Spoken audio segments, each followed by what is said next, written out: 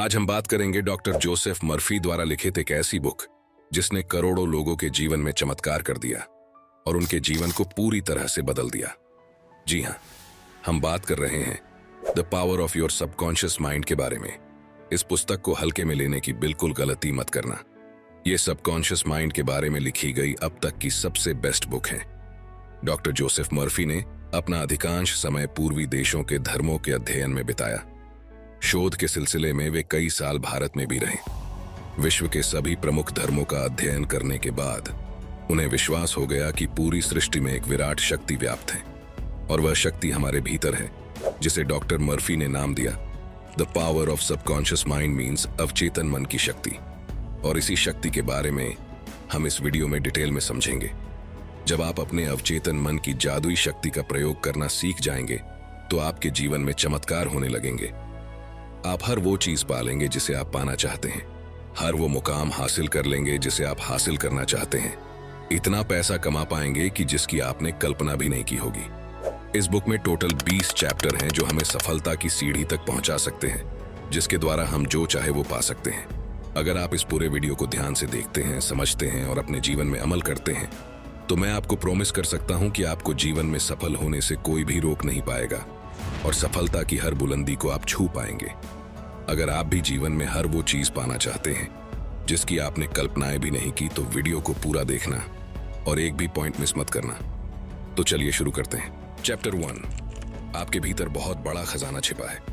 क्या आप जानते हैं, चुंबक लगा लोहे का एक टुकड़ा अपने वजन से 12 गुना अधिक वजन को आसानी से उठा सकता है, लेकिन अगर उसमें से चुंबक निकाल दे तो वह एक तिनका भी नहीं उठा सकता।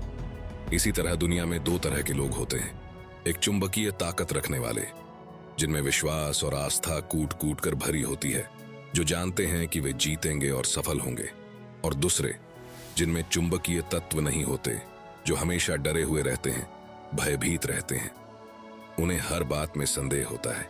इस प्रकार के लोग जिंदगी में आगे नहीं बढ़ पाते। आप भी चुंबकीय व्यक्ति बन सकते हैं, बशर्ते आप इतिहास के सबसे बड़े रहस्य अवचेतन मन की शक्ति को समझ ले और उस पर अमल करने लगे।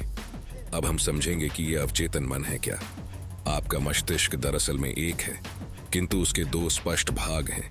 दोनों की विशेषताएं अलग अलग हैं। दोनों भागों को एक रेखा अलग करती है। दोनों के कार्य बुनियादी रूप से एक दूसरे से अलग हैं। प्रत्येक विभाग को अलग अलग शक्तियां और गुण मिले हैं। एक चेतन मन और दूसरा अवचेतन मन।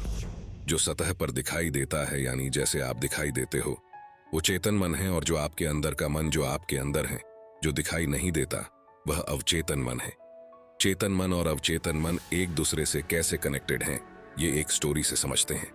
एक बार महान ओपेरा गायक एनरिको कैरुसो अपनी करियर की शुरुआत में मंच पर जाने से घबरा रहे थे। डर के मारे उनके गले की मांसपेशियां ही ऐंठ गई। उनका चेहरा पसीने से तरबतर हो गया। वे शर्म और घबराहट में मंच के पीछे चले गए।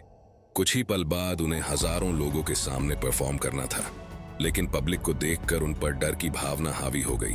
उन्होंने कांपते हुए कहा, मैं नहीं गा सकता, सब लोग मुझ पर हंसेंगे। वे अपने ड्रेसिंग रूम में जाने के लिए मुड़े। तभी अचानक वे रुक कर चिल्लाए, भाग जाओ डर, तुम्हें भागना ही होगा, भागना होगा, भागो यहां से।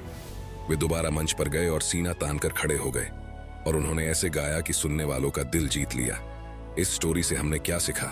जब आपका चेतन मन डर, चिंता और तनाव से भर जाता है तो आपके अवचेतन मन में भी नकारात्मक भाव प्रवाहित होने लगते हैं, और यही नकारात्मक भाव चेतन मन में दहशत, आशंका और निराशा भर देते हैं। जब कभी आपके साथ ऐसा हो तो एनरिक कैरुसो की तरह आप भी अपने चेतन मन के नकारात्मक विचारों के समक्ष पूरे साहस और विश्वास के साथ डटकर खड़े हो जाए और अपने मन में कहे, मैं पूर्णतः नियंत्रण में हूं, मैं यह काम आसानी से कर सकता हूं, यह बहुत आसान है।